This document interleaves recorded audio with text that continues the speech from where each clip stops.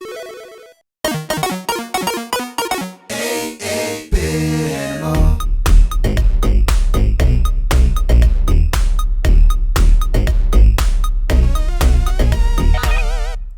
you doing, good people?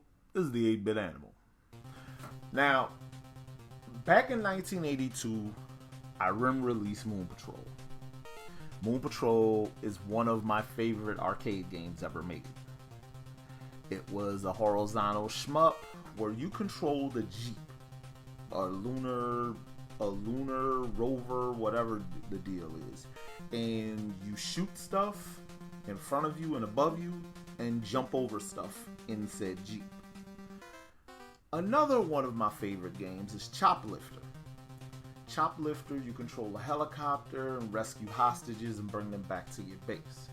Now, while a lot of folks remember Choplifter as a 1985 Sega arcade title, it was originally released also in 1982, but it was developed by Broderbund and released on the Apple II initially.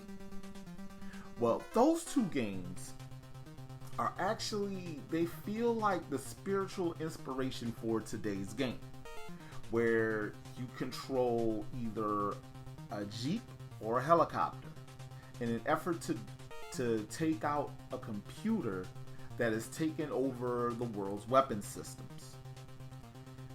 This game was developed by Tecmo, and the NES port of it was published by American Sammy. The same American Sammy that gave us Amagon, Ultimate Basketball, and a myriad of other pretty good action games.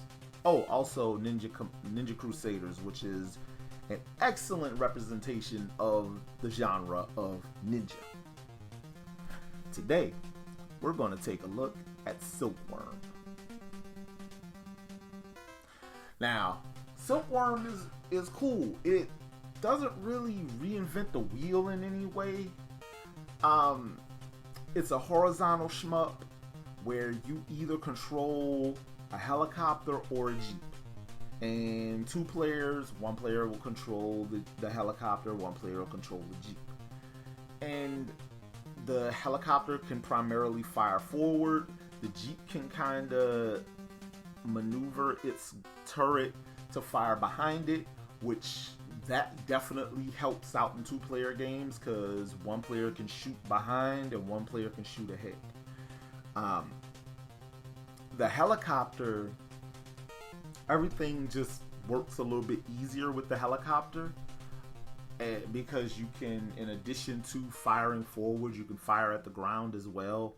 So you can attack from a lot of different angles. You just can't shoot behind you.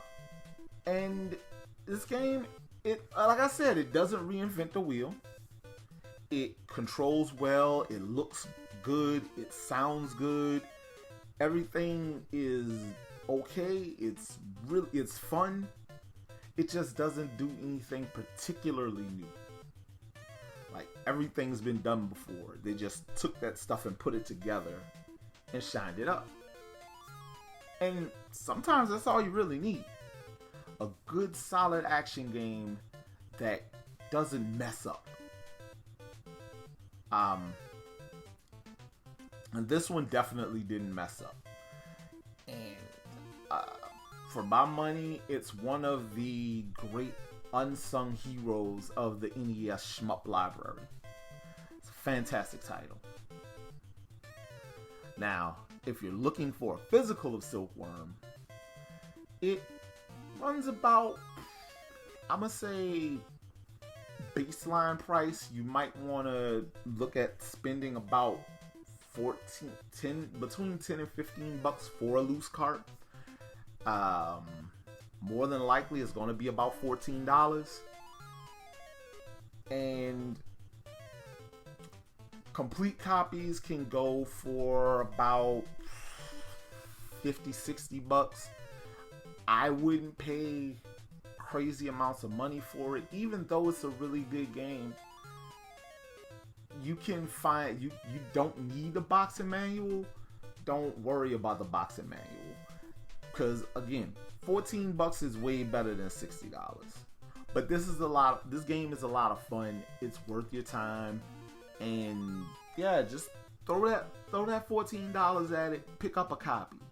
Or it might go up to about, I'm saying average is $14 or baseline is like $14. You might end up spending closer to $20. So throw that $20 at it. Pick you up a copy of Silkworm. Sit a buddy on the couch next to you. One of y'all play rock, paper, scissors to see who controls the helicopter and the Jeep. And yeah, go save the world from a mad computer. Because Lord knows this is probably just practice for what's to come. Because we know Terminator told us the machines are coming. This has been the 8-Bit Animal. I'll catch you beautiful people tomorrow.